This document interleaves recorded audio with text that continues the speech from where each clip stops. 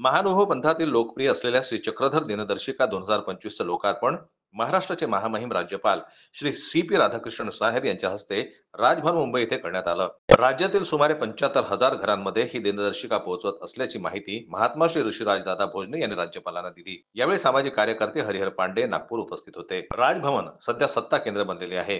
येथे अत्यंत महत्त्वाच्या घडामोडी घडत आहेत. महामहिम राज्यपालांनी दिलेल्या पूर्वनियोजित वेळेप्रमाणे श्री चक्रधर दिनदर्शिकेचे लोकार्पण संपन्न झाले. राजभवनातील राज्यपाल कार्यालयात ही दिनदर्शिका दर्शनी भागात लावण्याच्या सूचना राज्यपाल महोदयांनी अधिकाऱ्यांना दिल्या.